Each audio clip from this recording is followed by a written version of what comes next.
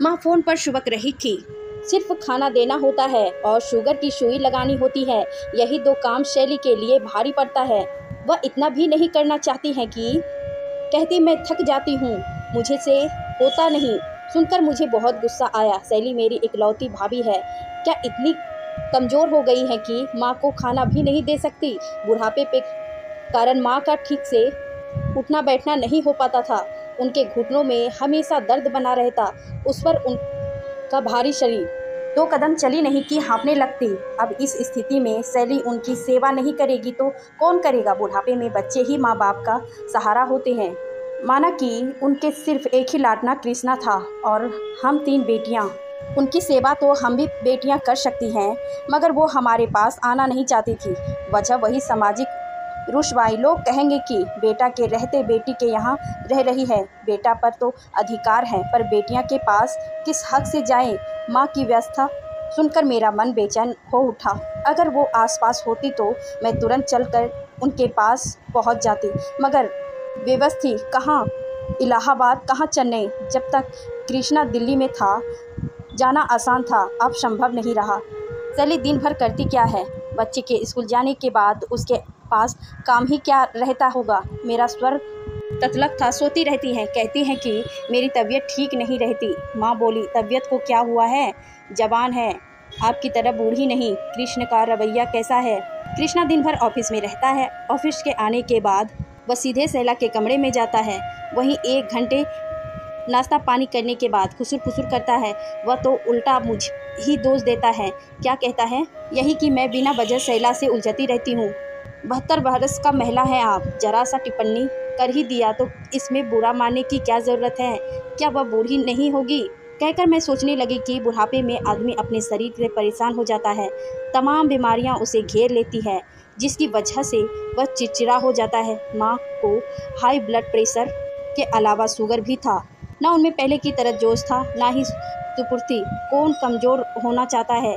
आज का नौजवान जवानी के नशे में कल ही की नहीं सोचता है। अगर सोचता है तो माँ की यह हालत ना होती। मुझे शैली से ज़्यादा कृष्णा पर क्रोध आ रहा था। यह वही कृष्णा था जिसे माँ देसी घी का लड्डू कहती थी। हम 3 बहनों में कृष्णा सबसे छोटा था, इसीलिए उसे माँ और हम सब का भरपूर लाड़ प्यार मिला। इसकी एक सबसे बड़ी वजह यह भी थी कि वह लड़का था। 3 लगातार बेटियां हुई तो माँ झल्ला गई। ऐसे में कृष्णा का आगमन अंधेरे में चिराग की तरह था। कृष्णा के आने के बाद माँ का सारा ध्यान उसी पर टिक गया। हम बहनें उनके लिए पहले ही बोझ थी, अब और हो गई। वो जब तक हमें डांटती रहती, मानो हमें देखना भी नहीं चाहती। कृष्णा को कोई अभाव ना हो, इसका हर वक्त उन्हें ख्याल रहता। माँ के इस रवैये से मेरा मन वेदना से भर जाता। इसके बावजूद भी मैं वही करती जो वह चाहती, सिर्फ इसीलिए कि वह मुझसे खुश रहे।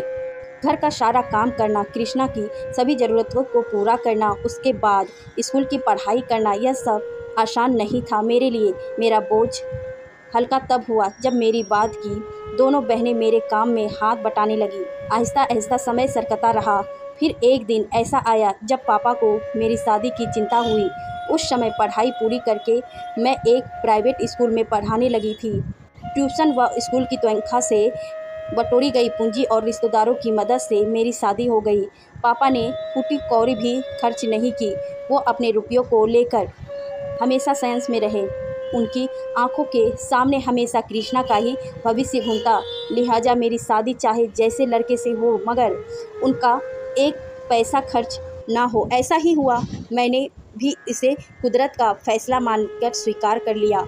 इस बीच मकान मालिक ने पापा को मकान खाली करने का अल्टीमेटम दे दिया। इस मकान में पापा 25 साल रहे, वह भी मामूली किराए पर। एकाएक इस समस्या ने उन्हें विचलित कर दिया। तभी उन्होंने मम्मी से रायम सवेरा एक छोटा सा मकान खरीद लिया। जाहिर था इस मकान का वारिस कृष्णा ही हो न बनेगा। पापा अपने इस फैसले से संतुष्ट थे।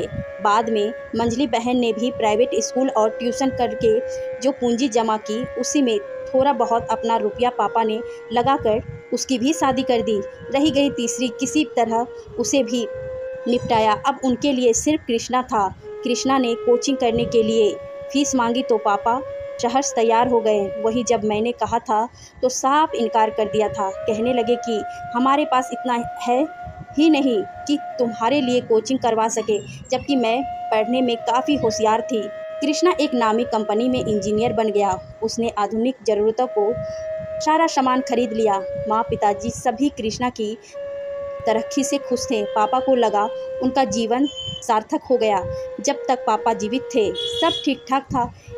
एकाएक पापा दिव्यगित हुए तो माँ को इलाहाबाद छोड़कर कृष्णा के पास रहना पड़ा। यहाँ उनकी देखभाल कौन करता? माँ बेटा बहू के पास नहीं रहना चाहती थी। वजह उन्हें अपने मकान और शहर से लगाव था, मगर इस उम्र में उनकी हमेशा देखभाल कौन करेगा? मैं भले ही इलाहाबाद में रहती थी, मगर मेरा अपना घर था। रात बिरात उन्हें कुछ होता है तो कौन मदद के लिए आएगा? यही सब सोचकर कृष्णा ने माँ को अपने पास बुला लिया। वो बेमन से चली गई। अपने शहर का सुख और ही होता है।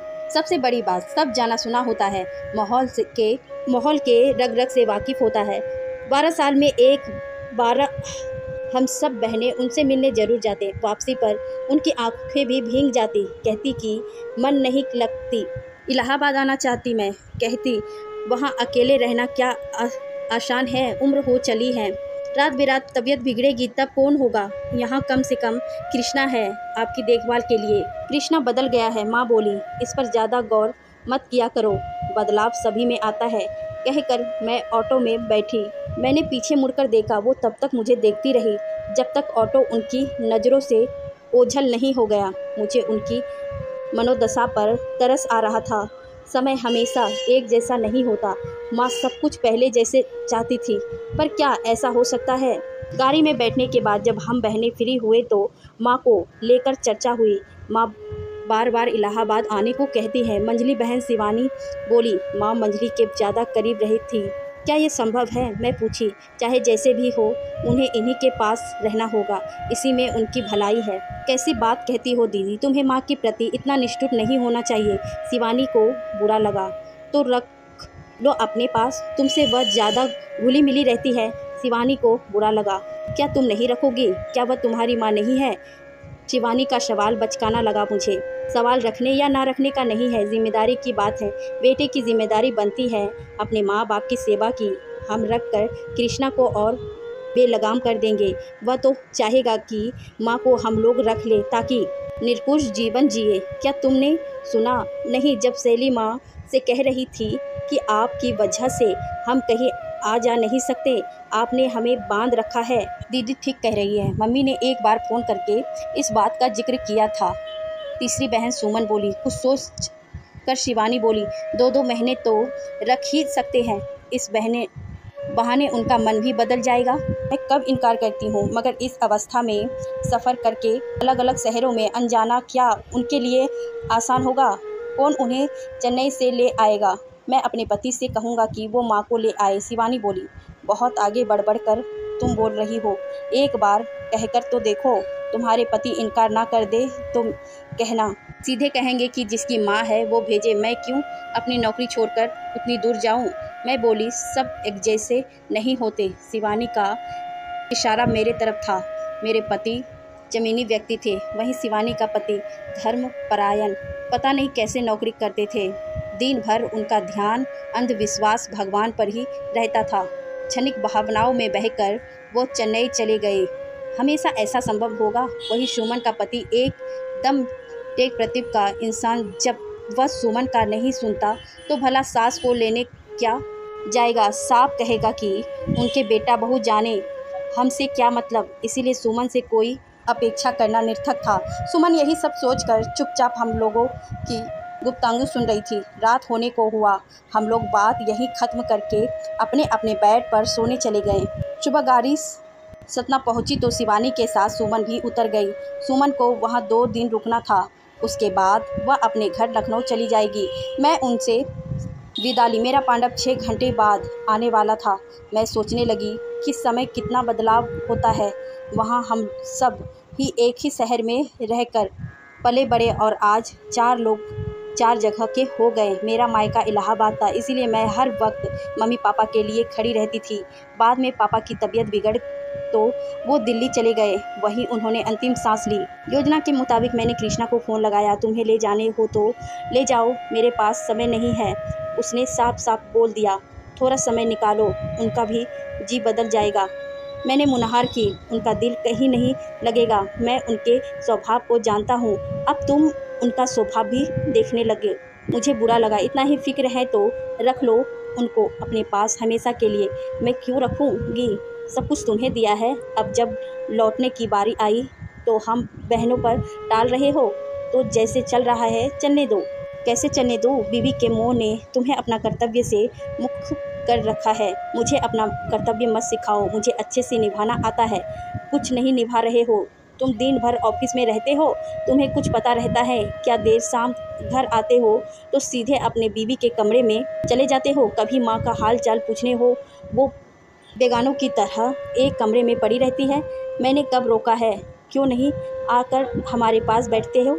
क्या बैठेंगी जब बेटा बहू ने मुंह फेर लिया है?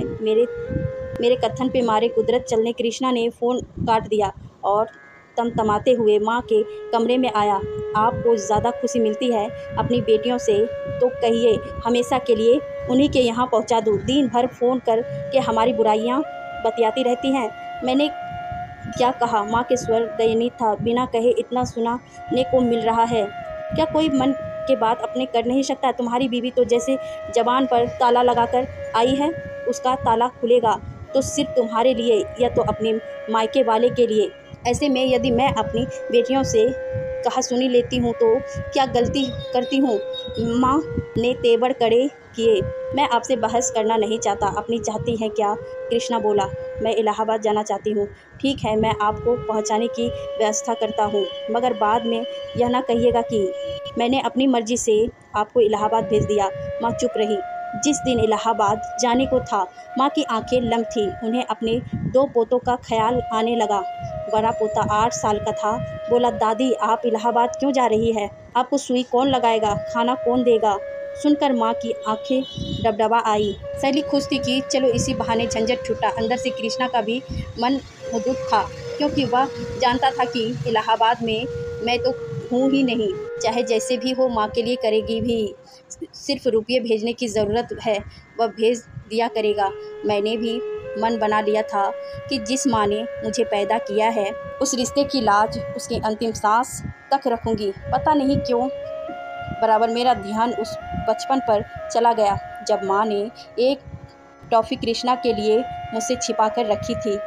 संयोग से मेरी नज़र पड़ी तो मैंने अपने लिए मांग लिया, तो माँ ने साफ इनकार कर दिया। बोली, मैंने यह कृष्णा के लिए रखा है। मैं मायूस दूसरे कमरे में चली गई।